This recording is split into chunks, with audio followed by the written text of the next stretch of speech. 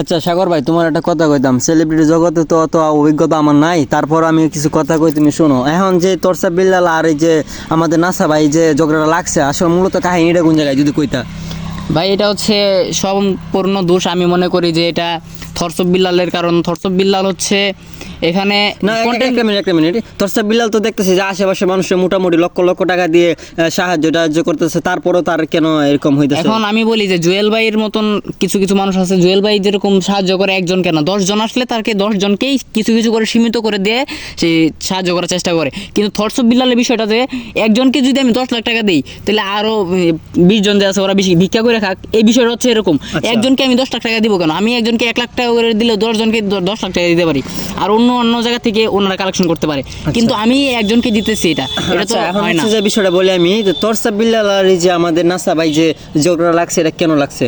এটা লাগছে হচ্ছে আপনারা হয়তো বা অনেকেই সোশ্যাল মিডিয়াতে ভিডিওটা দেখছেন, এটা সম্পূর্ণ দোষ থরসব বিল্লালের আমি বলবো। কারণ হচ্ছে সে গিয়ে যেভাবে কথা বলছে, আর যে উচ্চ সুরে যেখানে নাসা ভাই আড্ডা দেয় সবসময়, ওর টিম মেম্বাররা থাকে, সেখানে গিয়ে সে উচ্চ সুরে কথা বলছে, তার কারণেই নাসা ভাইয়ের রাগ উঠছে। আর নাসা ভাইয়ের রাগ ওঠার কারণ হচ্ছে যে তার টিম মেম্বার আমিনকে গিয়ে বলছে যে তার জায়গা খুলে দিত, জায়গা বিক্রি করবো, এরকম টাইপের কথা বলছে, ওকে চেতায় কথা বলছে আর কি। আচ্ছা, তারপরে একটা মানুষের তো মানে রাগ উঠতেই পারে, উঠলেও তো মানে কারণে উঠছে, এটা কারণে না। আপনারা ভিডিওটা আছে যে এখন অনলাইনে আছে, আপনারা চাইলে দেখতে পারেন। ও আচ্ছা, তার মানে এইটা নিয়ে তুমি এই ভিডিওটা এটার স্ক্রিনে উঠাই দিও।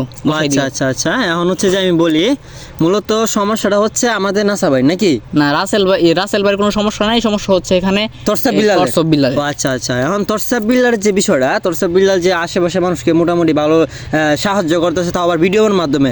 আমি ওই দিনকে এক ভিডিওতে দেখছি যে অমর ফায়ারকে বলতেছে যে তুই কত টাকা সাহায্য করস বা করস, ঠিক আছে? তো আমি বলি একটা কথা, যে ওমরন ফায়ার সাহায্য করে ঠিক আছে, তবে ওনার মতন স্ক্রিনে কখনো শো করে না।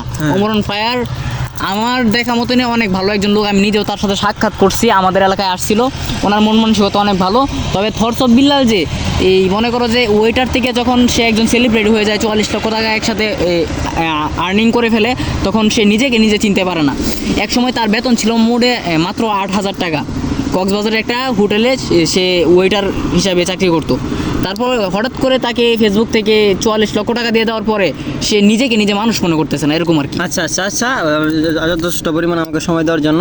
আচ্ছা, হচ্ছে যে বর্তমানে যুগে যে সোশ্যাল মিডিয়া, এটা খুব বাজে একটা জায়গা। সেখানে মূলত মানুষে চাইতেছে যে ঘরে বসে বসে মাসে লাখ লাখ টাকা আয় করার জন্য।